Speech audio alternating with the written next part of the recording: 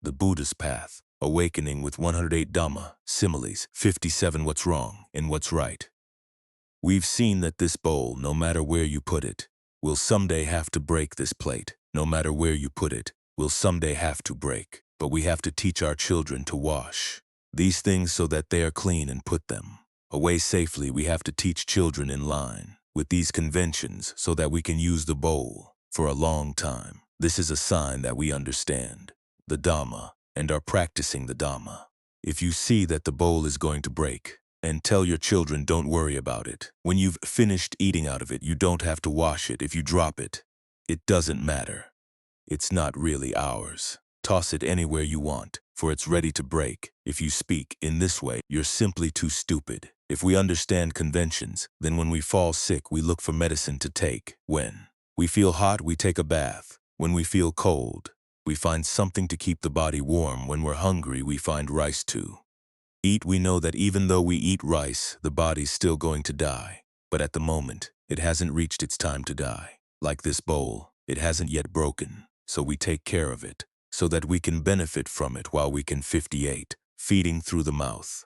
People who are intelligent, you don't have to teach a lot. People who are not intelligent, no matter how much you teach them, they don't understand. But this depends on the teacher too. By and large, we teach when we're in a bad mood. As when we teach our children, it's only when we're angry with them that we teach them. And then it's just a matter of yelling at them. We're not willing to teach them nicely. When people are in a bad mood, why should you teach one another? I'd say not to teach at that time. Wait until everyone's in a better mood, no matter how wrong the other person is. Put it aside for the time being. Wait until you're both in a good mood. Remember this. Okay? From what I've observed, lay people teach their children only when they are angry with them. And so, it hurts the children's feelings. You're giving them something that's not good. So why should they accept it? You suffer. Your children suffer. That's the way things are. We all like what's good, but our goodness isn't enough. If you try to give someone something good, but you don't have a sense of time and place, a sense of your role, nothing good comes from it. It's like delicious food. You have to eat it with your mouth if you're going to benefit from it. But try stuffing it in your ear. Will it give any benefit? Will that delicious food give any benefit? All of us have our openings. You have to look for the other person's openings. That's the way it is with everybody. Potters, beating pots. When raising your children, you need to have discernment. Have you ever watched potters? Potters beat their pots all day. They beat them to make them into pots. They don't beat them to break them. It's the same with your children. You have to keep teaching them when the time comes to be fierce with them. Be fierce only with your mouth, but not with your heart. Don't make yourself suffer. Even though you may be in a bad mood, you keep on teaching them. In the same way that a potter beats his pots all day, his intention is to make the pots beautiful. He doesn't beat them to break them. You should teach your children in the same way. 60. Forcing the fruit. Don't get angry with people who can't yet do the practice. Just keep on teaching them. When their faculties mature, they'll be ready to accept what you say. If you keep on acting in this way, problems fall away. It's like a fruit that's still unripe. You can't force it to become sweet because it's still unripe, still sour. It's still small and unripe.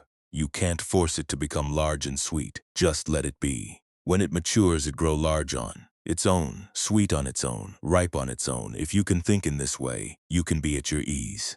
That's the way it is with people in the world. 61. The turtle, the snake. A forest fire was coming, and a turtle struggled to get away from the flames. It walked past a snake coiled up, and it forgot all about death. It felt sorry for the snake. The fire kept spreading closer and closer, and the turtle felt sorry for the snake.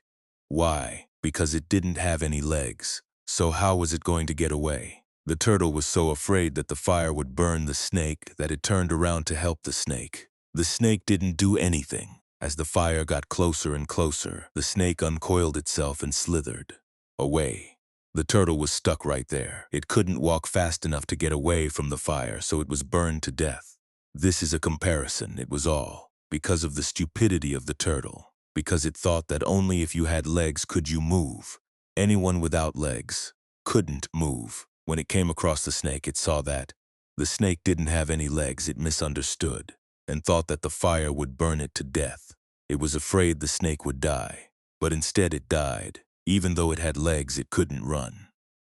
The snake, though, kept its cool. When the fire got close, it slithered away and escaped the danger. 62. The cow knows the field. A person with conviction is like a cow eating grass. If we let it loose in a field of grass, it eats grass. If it won't eat grass, it's a pig. The same with people of conviction. You don't have to teach them a lot. Just let them loose in the field of merit monastic Sangha, and they'll follow your example. Practice in line with your example of their own accord. 63. Barking at leaves when you go for alms in the village. Put on your robes neatly before you go. Exercise restraint as you go for alms. I've seen new monks and novices who don't know anything. When they eat in someone's house, they have to look around all over the place. Why do they have to look around? Some of them even stare. It's even worse than lay people. It's because they've been living in the wilderness and haven't seen anything like this for a long while. When they go into someone's home, they see this, see that, and it pulls at their eyes. They look all around because they're hungry. It's kind of like a dog when it stays in the village market. It doesn't bark very much. But if you take it out into the wilderness and the wind blows the leaves around, it barks all night. So this is important. You have to be very careful when you go for alms. 64. Die in the mind. It's like rainwater, which is water that's clear and clean. Its clarity is normally clean, but if we put green or yellow dye into it, the water will turn green or yellow. It's the same with the mind. When it meets up with a preoccupation it likes, it's at ease. When it meets up with a preoccupation it doesn't like, it's ill at ease. It's like a leaf blown by the wind. It flutters. You can't depend on it. Flowers and fruits also get blown by the breeze. If they get blown by the breeze and fall from the tree, they never ripen. It's the same with the minds of human beings. Preoccupations. Blow them around, drag them around, pull them around, so that they fall just like the fruit. 65. Not awfully anything. Suppose there's a rock placed right here in front of us. It weighs about 12 kilograms. Placed right here in front of us, its weight is normal for it. It just stays right there. It's normal for it. But if we go to lift it, it doesn't feel normal at all. We find fault with it. This rock is awfully heavy. That's how we find fault with it. Actually, it's not awfully anything. When it sits there, it's perfectly normal for itself. Even though it's heavy, it doesn't cause anyone to suffer as long as no one tries to pick it up and carry it.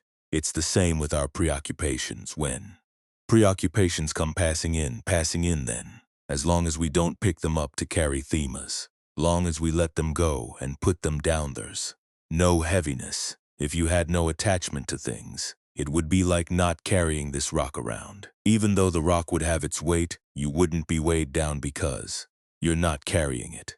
Your preoccupations, whether they're good or bad, there's not much to them. If you know them for what they are, you let them go. You don't carry them around. You don't latch onto them. They dissolve into the air, that's all. They don't come after you. 66. Playthings for the mind. It's like a child in your home. Suppose your child is always getting into mischief. No matter what you do, it won't stop. It won't stay still. So what do? You give it a balloon to play with. It's content to stay engrossed in its balloon. It doesn't cry. It doesn't bother you. Why? Because you give it something to play with, and so it's engrossed. It's in its balloon. It's the same with the mind.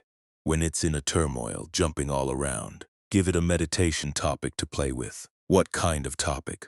Recollection of the Buddha, recollection of the Dhamma, recollection of the Sangha, recollection of virtue, recollection of generosity, recollection of death. Let it contemplate death. 67. The balloon of tranquility. It's as if your child gets a balloon. Whatever else it's been playing with, it puts aside. Its interest in other preoccupations grows quiet. It plays as it likes with the balloon. It's right there. Its mind is quiet. This level of quiet is just the level of quiet of a child with a balloon. Its mind is all tied up in the balloon. But this level of quiet isn't enough. The child sees the balloon floating in the air and it's engrossed. That's all. It doesn't think about whether or not the balloon is going to burst. It doesn't think. It sees the balloon floating in the air and it's engrossed. This is what's called samatha, tranquility. Vipassana, or insight, is a matter of making your discernment greater than that. You know what's going to happen to the balloon. Will it eventually burst? That sort of thing. Eventually you see in the mind that the balloon is inconstant, it's sure to burst. Your discernment shoots out to that point. Tranquility doesn't have any discernment. It sees the balloon floating in the air and just keeps playing with it. When the balloon bursts pop, it cries. Why doesn't it think? It doesn't have the discernment to see that the balloon will burst it. Doesn't look into inconstancy, stress, and not self. It just sees the balloon floating, and it feels satisfied. Engrosses tranquility, the stillness of tranquility. With concentration, the mind is quiet, but defilements are still there, simply that, for the moment, no defilements appear in the mind. That's why it's not disturbed. It's quiet like a balloon for the time being. There's still air in the balloon and it's still floating. It's just there to make the child happy over made-up things, that's all. Tranquility is just like that. 68. The balloon is already burst. It's like a child or an adult playing with a balloon. You see the balloon floating and you ask, what's eventually going to happen to the balloon? Oh, it's not for sure. It's inconstant, stressful, and not self. There's nothing dependable about it. Eventually it's sure to burst. This is the view of the adult, the view of a person, of discernment. It doesn't trust the balloon. It always sees that the balloon will burst for sure. It sees clearly. Eventually the balloon bursts, boom, and the mind is still at ease. Why is it at ease? Because insight has arisen. Because it sees that the balloon is burst before it bursts, right? It's already burst. It bursts after it's burst, in our view. That's why no problem arises. It's the same with our body or any object we get and we love a lot. We have to understand that. Eventually it'll have to break down. It'll give you an example, a lovely cup or plate. Once we get it, some people get really happy and glad. That's the way children are. People without discernment think that it's good, that it won't break. But people with discernment see this glass or this plate when they get it, and happiness arises and think, this is just, that's all. It's a vessel that one day is going to have to leave us. It'll have to get broken. If it doesn't break and leave us, we have to break and leave it. When you can think in this way, the mind has gone to a high level. It's trying to gain release from suffering and stress. After a while, as we use the plate and it eventually breaks, no problem can arise. Why? Because we know that it's already broken. This is insight. When this glass stuff breaks, it's no big deal. It's perfectly normal. 69. When you know how, don't get stuck on the texts. Don't focus on what all the different teachers say. Talk about things that are Dhamma. It's like being a student in school. We study books in school. As long as we don't know, we read books in school. We read in school, write in school, and get taught in school until we can pass the exams. We now can read and write. When a friend sends a letter to us at home, we can read it at home. We don't have to carry it to school to read. Once we've learned the alphabet, we can read the letter anywhere and understand what it's saying. If we want to write a letter, we can write it at home or at the side of the road and send it off because we now know how to write. It's the same with our practice. When we practice the precepts, we don't have to take the precepts from monks because we already know how to practice. If a monk teaches us, we listen, we take them. Count as the 5 precepts either way. 70, the 1 mango. So we should always keep on practicing in this way. Tranquility is right in here. Insight is right in here. You can't separate them out. We can separate them in our speech, but we can't separate them in reality. It's like a mango. You can't separate it out. You can't separate ripe from unripe. In the mango, we see that at one point in time it's sour, and then after that it's ripe and sweet. Where did the sour go? It's turned into sweet. At first its peel is green, but when it's ripe it's yellow. Where did the green go? It's turned into the yellow. You can't separate these things out. 71. The 1 mango explained. This mango is first small, then it's half ripe, then it's ripe. When it's ripe, is it the same mango as the small one? When it comes out as a flower, it's this mango. When it's small, it's this mango. When it's big, it's the same mango. When it's half ripe, it's the same mango. When it's ripe, it's the same mango. The same with virtue, concentration, and discernment. Virtue, in simple terms, is abandoning evil. A person without virtue is hot. If he abandons evil, he cools down, for he has no guilt. That lack of guilt is the reward of virtue. It makes the mind peaceful. The mind gets concentrated. When the mind is concentrated, it's clear and clean. You can see lots of things in it. It's like water with no ripples. If you look into it, you see not only the reflection of your face, you can see all the way to the roof above you. When birds fly past, you can see them too. So these things are all the same thing, like the one mango, 72. The mango in harmony, you have to look for concentration, discernment, and virtue all together at the same time. When they develop together, when your perfections reach fullness, they're full together. Your right views, when your discernment sees rightly, every factor in the eightfold path will be right. If it's right only 10%, then each of the 10 perfections will be only 10%. It's like a mango. When the fruit is ripe, the entire fruit is ripe. There's no part that isn't ripe. It's ripe altogether. When it's half ripe, the entire fruit is half ripe. It doesn't separate into different parts. If we separate things into different parts, we don't understand anything and we create difficulties for ourselves. So we're taught to train ourselves in virtue, concentration, and discernment all at the same time. That way our virtue, our concentration, and our discernment will be in harmony with one another. Just like this mango, when it's unripe, it's all unripe in harmony. When it's half ripe, it's all half ripe in harmony. When it's ripe, it's all ripe in harmony in just the same way because it's a single fruit. 73. The fluttering mind. Stillness of mind without discernment is like a leaf that flutters when stirred by a breeze. In other words, stillness of mind without discernment is dark and then bright, back and forth.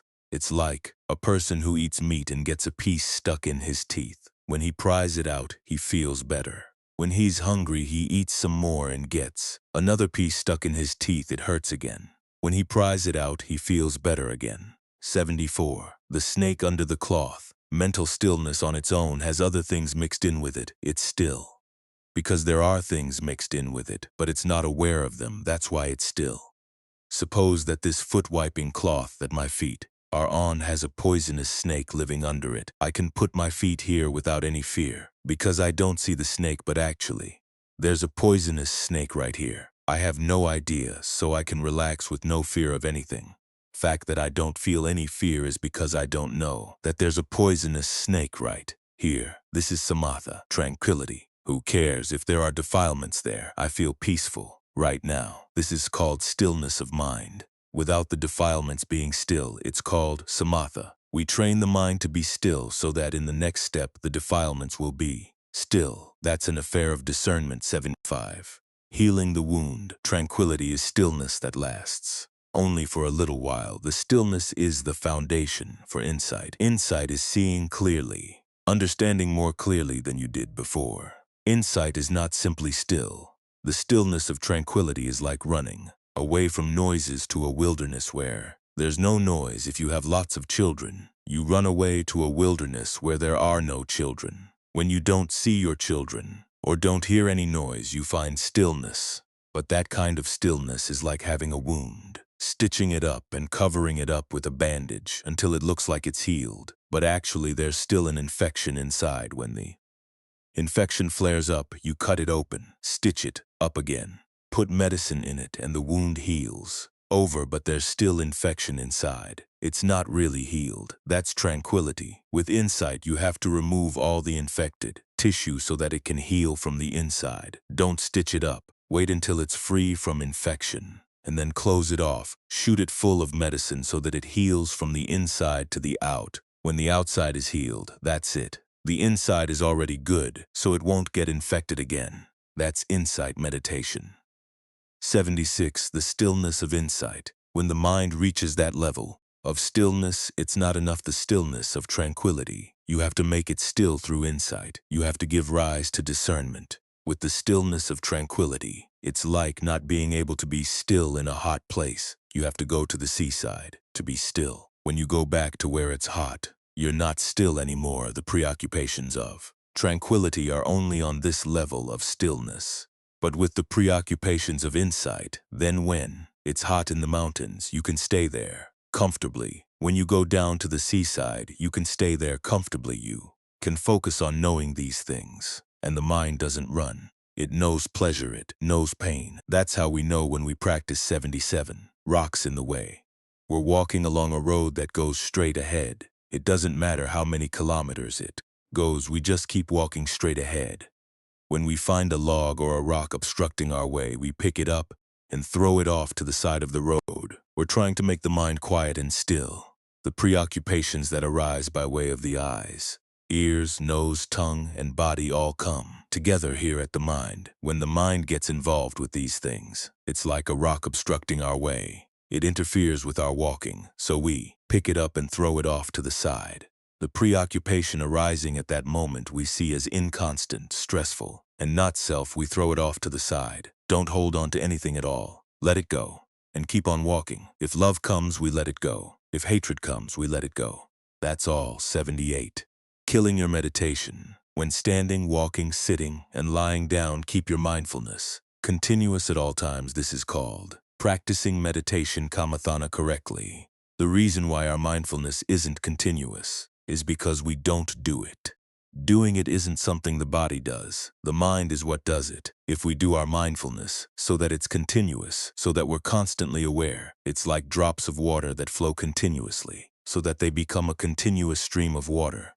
If you can train the mind in this way, your meditation will progress quickly and well. But these days, people go practice vipassana for 3 days, 7 days, 10 days, 15 days. And then they come out of retreat. They say that they've already done vipassana and they're already good at it. So they go to sing and dance and play around. When that happens, their vipassana is gone and they don't have any left. When they do all kinds of unskillful things that stir up the heart and damage it, like this, you can't call it practice. It's a mode of practice, like planting a tree where you plant it today and then in 3 days' time you pull it up and plant it over there. Then after another 3 days, you pull it up again. The tree is going to die and you won't get to eat the fruit. Meditation can die in just the same way. 79. Staying at home. If you have mindfulness and alertness at all times, you'll come to your senses. If you waste your time playing with other things, suffering will arise. And you'll suffer because you don't have any mindfulness. Your alertness isn't here. It's like your home. If you leave and don't close the door, dogs will come in and eat your stored up rice. Thieves will come in and steal all your things. It's the same when you don't have mindfulness. Actually, you have mindfulness, but it's mindful of other things. It's like leaving your house. You're still there, but you're not there in the house. You're there somewhere else. It's the same. With mindfulness, you have mindfulness, but your mindfulness isn't here. Thieves come and steal the things you have here, but you're not here. Your here is somewhere else. Your mindfulness is working somewhere over there. It's not working here. If your mindfulness is working here, then you'll sense when a preoccupation strikes the mind. If the mind likes it, you'll know and you'll see that it's inconstant. Don't latch onto it, or else you'll fall into suffering and stress. You'll see this is inconstant, stressful, and not self. Right there. That means that you're practicing the Dhamma. This is why people who practice have mindfulness, the ability to recollect at all times, while they are standing, walking, sitting, and lying down. Alertness always knows what we're doing right now. This is how you have the opportunity to awaken to the Dhamma. You'll have the opportunity to chase these dogs out of your home, to chase away the thieves that have come to steal your things. Because you're right here, you'll have the opportunity not to lose your belongings. 80. Fix it right here. This practice is called the practice of the Dhamma. If you can see every day, if you can try to see continually into your mind, then even if you're doing work, you'll see. Try to see with every moment. You might say, "Oh, Venerable Father, I don't have any time to meditate. I can't meditate. I'm always busy." That's how we tend to see things. Actually, where you're busy is the place where you practice. Wherever there's heat, there's coolness right there. You don't understand. All you see is that when heat arises, there's nothing but heat there. No coolness at all. Actually, wherever there's busyness, there's stillness right there. Wherever there's wrongness, there's rightness right there. Wherever there's turmoil, there's stillness right there. Look, if you do something wrong right here, where are you going to correct it? It's as if something goes wrong in your motorcycle right here, right in this spot. Where are you going to fix it? You fix it right where something has gone wrong, and then it'll go right there. That's all. Wherever you encounter a preoccupation you like, you practice right there. Oh, this isn't for sure. We've already experienced pleasure. We've already Experienced pain many, many times, this won't turn into anything else. It'll turn into nothing but suffering. If you can think correctly like this, the mind will keep staying in that state. 81. A fish on land. Our different postures hide pain. When you've been sitting a long time and then switch positions because of the pain. That's why we don't see the pain. It's like youth hiding old age inside. The mind is taken with the looks, the sounds, the smells, the tastes of youth. But if you stay with it for a while, old age starts to show its face. The mind is like a fish in water. When you catch it and bring it on land, it'll squirm and struggle to get back into the water. If you simply let it go, it'd be at its ease. But if you catch the mind and make it sit in meditation, it'll see pain. If you simply let it go as it likes, it won't see pain like the fish in water. But when you try sitting in meditation, it's like a fish caught and placed. On land, it see pain immediately. 82. Overcoming pain. Suppose you're sitting in concentration, and it really hurts. When it hurts, you come out of meditation. Then you meditate some more until you reach the point where it hurts, and then you come out again. This is why you don't understand suffering even though you suffer. Wherever you sit and meditate, you suffer pain, so you ask yourself, what can I do to overcome this? You have to make a decision. Sit, but don't move. Let the body die. You depend on what the Buddha said. Whatever arises passes away. If pain arises, why won't it pass away? As soon as you sit, there's nothing but pain. It hurts, it aches. Sweat starts flowing in drops as big as corn kernels. You're about to move, but you say, no, let it die. You have to take it that far until the mind goes beyond death. The pain disappears. Once you've gone beyond death, discernment arises. Confidence gets strong. You thought that you wouldn't be able to stand it. You thought that you were about to die. This is called training yourself with a heavy hand. It's not for general use. After that, whenever you meditate, you understand because you've seen how far the pain can go. This is called overcoming pain. If you can't overcome pain, then when you reach that point, you fall out of concentration. You die every time. You don't have any strength. You have to overcome it someday in your practice. Once you've overcome it, you won't be afraid of it because you've seen what it's like. It's like being a boxer. If you haven't boxed in the ring, you're afraid. Once you've boxed in the ring, you're not afraid anymore, for you know what it's like. You have to experiment with this. This is called overcoming pain. 83. Why study? If you close your eyes, you won't see any light. Things won't be bright. When things aren't bright, you don't see light and colors. You don't see your way. The Dhamma of study is like your eyes. Your eyes help you see where you're going. Wherever you walk, you have to depend on your eyes to look ahead. While your eyes are looking, your feet keep walking at the same time. Whatever your activities, you have to depend on your eyes to open the way, to forge a trail through the darkness. That's their nature. It's the same with the Dhamma of study. If you know how to put it to use, it serves a purpose. If you don't put it to use, it won't serve any purpose. It's like having a knife that you hone until it's sharp. If you put it away without using it, it won't serve any purpose. No matter how sharp it is, if you don't use it, if you put it away, it won't serve any purpose. So when you've studied, you should put it to use so as to benefit from it. If you study but don't put it to use, it's like a farmer growing rice in a field but not harvesting the rice, or growing a garden but not harvesting the vegetables. You have to study first, only then should you think about going out to practice in the forest. You have to study what the aim of practicing in the forest is, only then should you go practice in the forest. It's like knowing the purpose of growing rice before you grow rice, or the purpose of growing vegetables. Know the aim, the purpose of practicing in the forest. 84. The name of the fruit. The fruit that you offered to the monks. I don't know its name, but I know that its flavor is sweet and delicious. That much I know, but I don't know what it's called, and it's not really necessary. All that's necessary is knowing that its flavor is sweet and delicious, right? That's really necessary. What's the name of this fruit? That's not really necessary. So if someone tells you, you can remember it.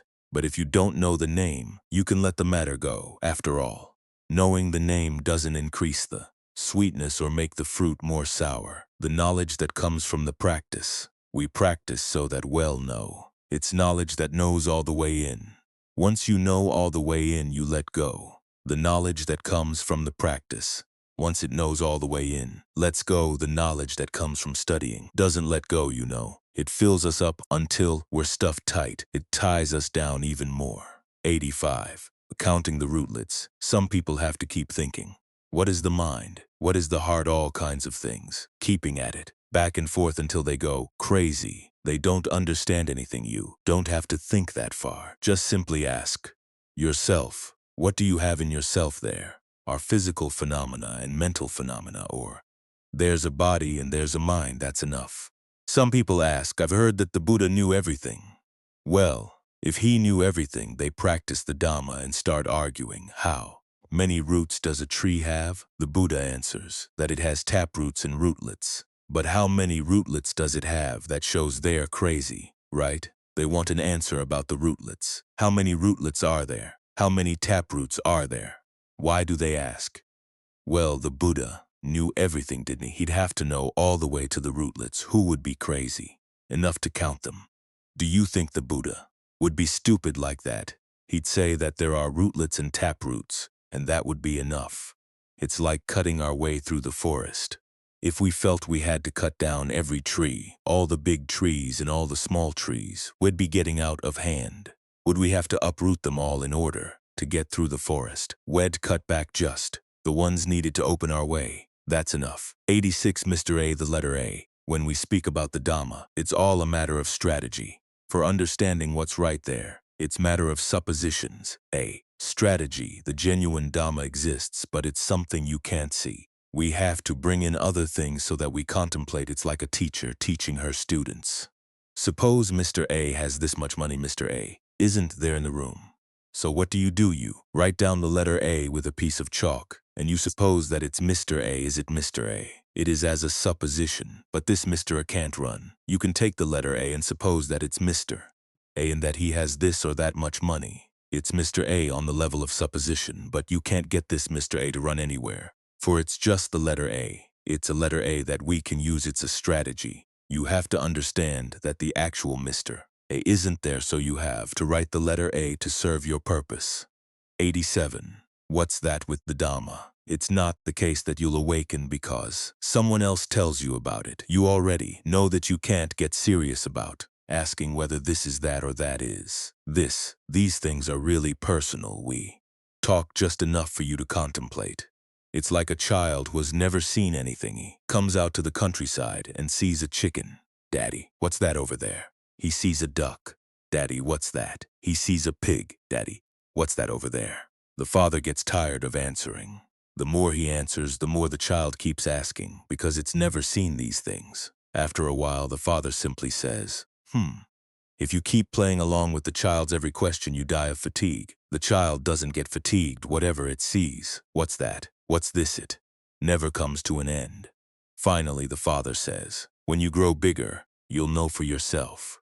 That's the way it is with meditation. I used to be like that. I really was, but when you understand there are none of those questions, you've grown up. So be intent on contemplating until you understand, and things will gradually unravel themselves. That's the way it is.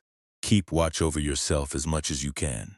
Keep watch over yourself as much as you can to see if you're lying to yourself. That's what's called keeping watch over yourself. 88. The farmer, the cobra. In short, the Dhamma teaches that whatever suffering arises will pass away. There's nothing more than this. There's just suffering arising and suffering passing away.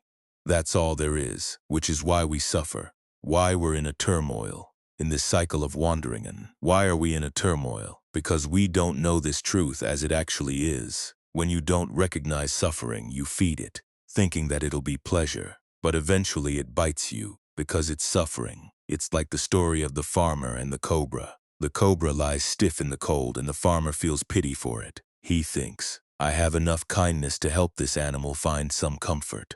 That's because he doesn't recognize what it is. He doesn't recognize that this is a snake that can bite people. Because he doesn't recognize it, he picks it up and holds it to his chest. As soon as the snake warms up, it bites us. 89. Awakening to the cobra. Most of us, when we hear the words awakening to the Dhamma, understand that it's something so high and far away that we probably won't awaken in this lifetime. That's how we understand things actually. If something is evil, and we don't clearly see that it's evil, then we can't abandon it. That means we haven't awakened much to the Dhamma. But if we listen, contemplate, and practice until we see it clearly, well, see the drawbacks for sure that that thing is evil, and we won't dare ever do it again. We won't dare store it up as seeds to plant again. We'll have to throw it away because we've seen the harm it does before we heard that it was evil. And we even said that it was evil, but we still did evil. We still did things that were wrong.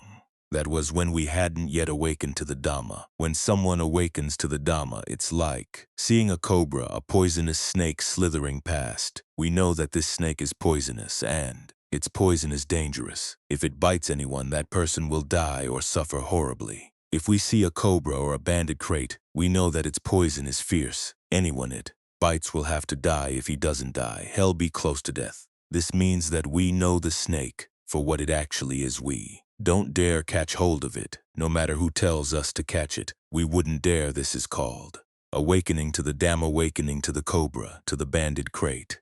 We awaken to its poison. It's the same with all forms of evil. If we clearly see the harm they do, it's not hard. We know for ourselves. All I ask is that you keep on practicing, contemplating, and you'll know for yourselves. When you awaken to the Dhamma, the mind will be Dhamma. You'll know the Dhamma. 90. Our responsibilities. When we practice, we're like a man planting a tree. He goes out and gets a tree, digs a hole, puts the tree in the hole, fills the hole with soil, waters it, gives it fertilizer, and keeps it safe from insects. These are our responsibilities, and that's the end of our responsibilities. The responsibility of the tree is to grow, whether it grows fast or slow. Don't force it. If you force it, you suffer. You plant it, and then you think, hey, when is it ever going to grow so that I can get some fruit? As soon as you start complaining, you suffer. Why? Because you don't understand your responsibilities. You take on the responsibilities of others. You take on the responsibilities of the tree. The tree doesn't want anyone to take on its responsibilities. It'll do the work itself. The person has the responsibilities of the person. The owner has the responsibilities of the owner to keep on watering and fertilizing the tree, to keep on protecting it from insects. That's our duty. If we do the duty of the tree, it's really taking a long time to grow. Pull on it to make it tall, to make it grow, and it'll simply die. That's not our duty. It's the same when we practice our precepts. Well, when we practice concentration, well, discernment will arise. We keep at it, gradually, continually, practicing like this, able to think like this, keeping this principle in mind, and we can be at our ease. We and the tree look after each other. The tree will grow, healthy and beautiful, because we look after it with our practice. As for whether it'll grow fast or slow, leave that to your merit and perfections, but don't abandon it. You have to keep on building your perfections all the time. 91. Cleaning the house. When you construct a house, then when it's finished, only the construction of it is finished.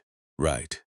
The next step is that you have to live in the house and always keep cleaning it. It's not the case that when you finish constructing the house you can rest at your ease. That's not the case at all. You have to keep cleaning the house continually. It's the same when you practice concentration. When you do concentration, you can't think that you finished doing it, and now you can stop. You have to use your knowledge and mindfulness to be aware of the preoccupations that will disturb and destroy your concentration. You have to know these things when standing, walking, sitting, and lying down. You have to keep mindfulness in charge at all times. When you finish constructing a house, you can't say that you'll just lie down and rest. When the house gets dirty, what will you do? You'll have to wipe it down and sweep it out. All kinds of things. It's the same when you practice concentration. Getting the mind into concentration isn't hard, but to keep maintaining concentration is hard. Constructing a house isn't hard. In just a few years, you're finished, but you have to keep on cleaning the house for many, many years until it falls apart. As long as you live in it, you have to keep on cleaning it. That's the normal way it is. 92. Better.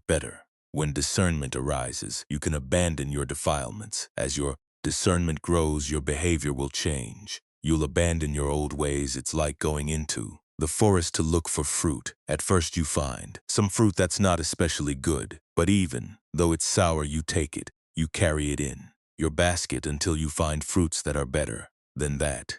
You throw the old fruits out of your basket. It's because you see that the new ones are better, that you change what you're carrying. The same with the mind. When you see the harm and drawbacks of your old ways, you keep on abandoning them. The more you look, the more you keep on abandoning. When you practice, you'll think, this is it, this is good. But when you practice further, what happened then wasn't really refined. So you abandon that too. 93. The compass. It's like having a compass that points north and south. You go into the forest carrying the compass with you, and it will still point north and south. But suppose that the day after you go into the forest, you open your compass and decide that the south end of the needle is pointing west, and the north end of the needle is pointing east. That's when you have to realize that it's just a matter of your own thinking. You're thinking wrong. The needle's still pointing north and south all the time, but you understand that it's pointing east and west, and you follow this kind of knowledge. But it's an issue of your thoughts, which you can dissolve, an issue of your feelings, which you can dissolve. The compass is always pointing north and south, but you feel that it's pointing east and west. The mistake is with you. 94. The saltiness of salt. Buddhism is like salt. Salt is always salty. Whoever eats it will find that it's always salty. Whoever doesn't eat it won't taste the saltiness the same way. Buddhism can't degenerate. People degenerate. Buddhism doesn't degenerate. Some people see monks behaving in a bad way and they blame Buddhism. It's like a person who doesn't eat salt and complains that salt isn't salty. Actually, the saltiness of salt is there all the time. If anyone eats the salt, the saltiness will appear. That's the way it is with Buddhism. 95. Lead versus gold. I'll ask you a question. Suppose there's a hunk of lead weighing 1 kilogram and a hunk of gold weighing 1 kilogram. If you were to ask people to take one of them, which one would they take? It's the same with your son deciding to ordain. For life, he sees that ordaining has more value. He sees the whole world as a hunk of lead with no value. That's why he doesn't want it. It's the same as you're wanting the kilogram of gold and not the kilogram of lead. Why? Because the lead has less value or no value at all. That's why you decide to take the gold. 96. The thinking of earthworms.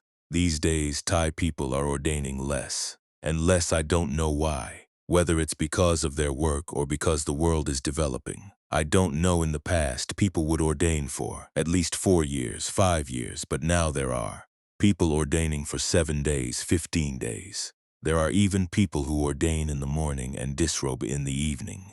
It's because of this sort of thing that Buddhism will disappear. Some people say that if people ordained the way I say, 3 or 5 years the country wouldn't develop. We'd run out of people staying at home. There wouldn't be anyone making a living. We wouldn't be able to keep up with the world. So I tell them that this kind of thinking is the thinking of earthworms. Earthworms live in the dirt. They've been eating dirt from the very beginning. But even though they keep on eating, they're afraid that they'll run out of dirt. So when they excrete dirt, they put it up next to their heads to eat, for they're afraid they'll run out of dirt. This is the thinking of earthworms, people who think that the world won't develop, that it'll come to an end. That's the thinking of earthworms. 97. Neither large nor small.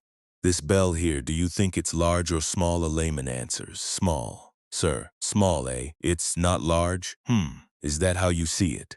This bell is a physical phenomenon. Your feeling about it is a mental phenomenon. There's a physical phenomenon and a mental phenomenon. Your mind, your intention. Craving can want to make this bell larger right now or smaller right now. All of you sitting here, when you look at this bell, it's hard to answer. You don't know whether it's large or small because there's nothing else to measure it against. If you put an alms bowl right here, you'll see that the bell is small. It's not large anymore. But if there's no alms bowl, the bell is large. Why is it like that?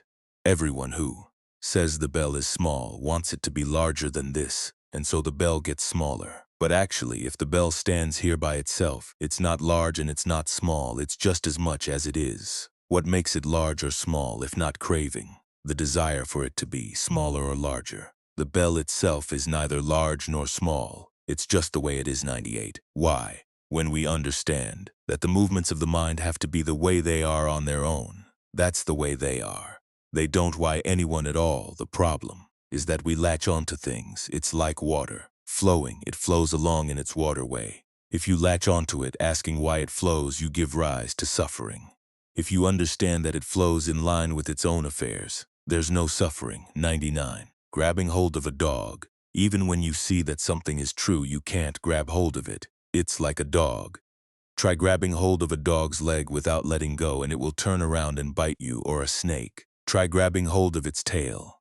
Grabbing hold without letting go, it simply bite you, so don't hold on. Let it go. Put it down. It's the same with conventions. We act in line with conventions, but we're taught not to grab hold of them. They're there to use, to provide us with conveniences so that we can live there, not there. To grab hold of them, to latch onto them to the point of giving rise to suffering and stress. The things that you understand to be right, if you latch onto them, you separate your mind into two parts because your views have turned wrong. 100. When the bees leave the hive. When we see emptiness, the king of death can't catch up with us. Death can't reach us. Why?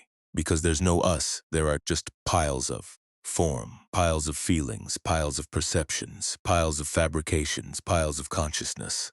That's all. So where's the person like that? Beehive over there. If all the bees leave and you try to take the hive, will you touch any bees? No, because it's empty. All you'll touch will be the beeswax.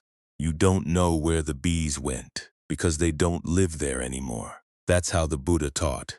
Take your views outside of self in that way, and you run out of questions. And not only do you run out of questions, there are also no answers. No one to answer the questions. That's where everything runs out. You know what it's like when things run out. Running out means there's nothing there. 101. Eating out of the shit pot. To see things as empty means seeing that there's nothing there. You see that this spittoon is there. You see a cup and a plate, and the cup and the plate are there. It's not that they're not there, but they're there in emptiness. They're empty. If you ask this spittoon what it is, it won't answer you, because it's not anything. You can call it a spittoon if you want, but it's just your supposition. Or you could call it a pot. It's still just a supposition that you made. Its actuality is there's nothing to it, but we grab onto it and hold onto it firmly. I'll give you an example. Suppose there are two groups of people.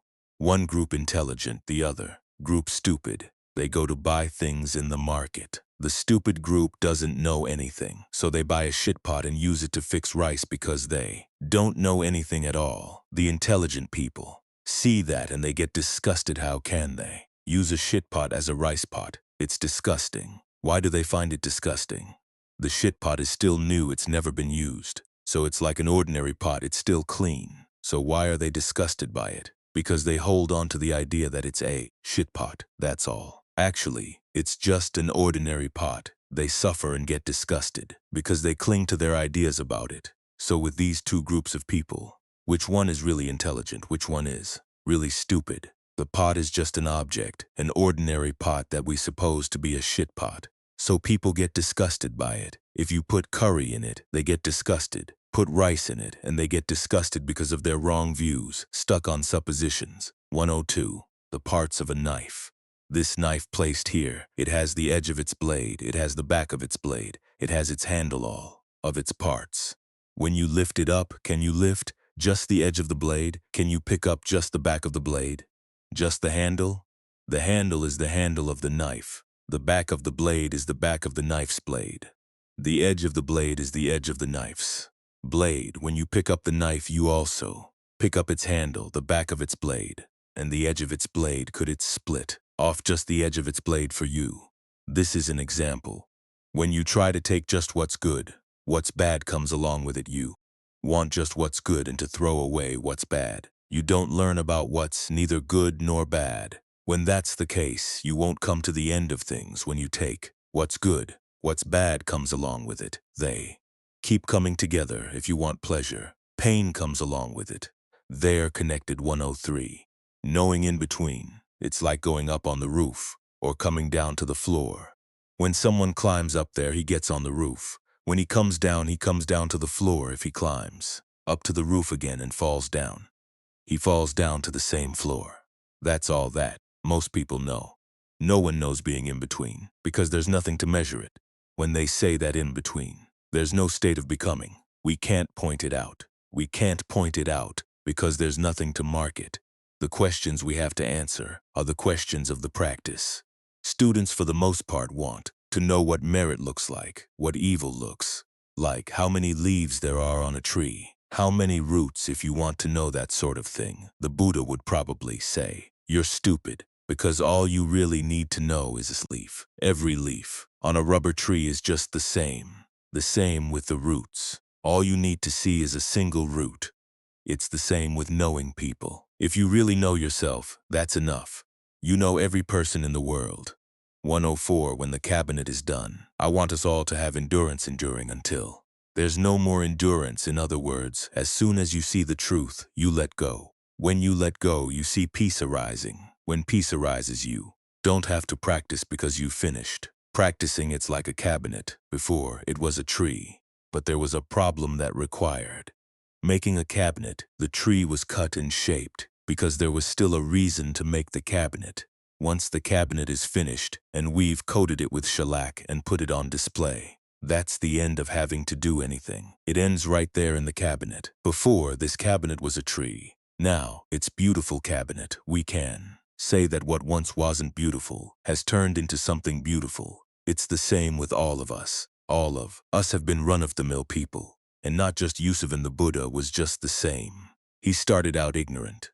That's how he came to know. Wherever there's dirtiness, there's cleanliness right there. When you wash that spot, the cleanliness doesn't arise anywhere else. Wherever there's disturbance, there's peace right there. Wherever there's wrongness, there's rightness right there.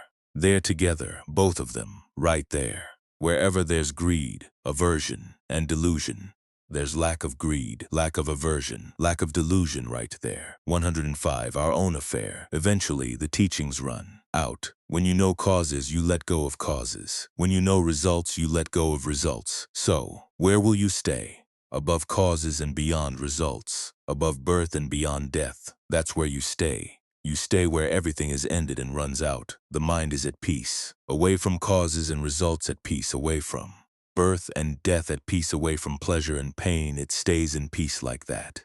There are no causes and effects right there. Once you're above causes and beyond results, that's the end point of what we're practicing. We aim right there. That's why the Buddha taught only that far. After that, what we practice is our own affair.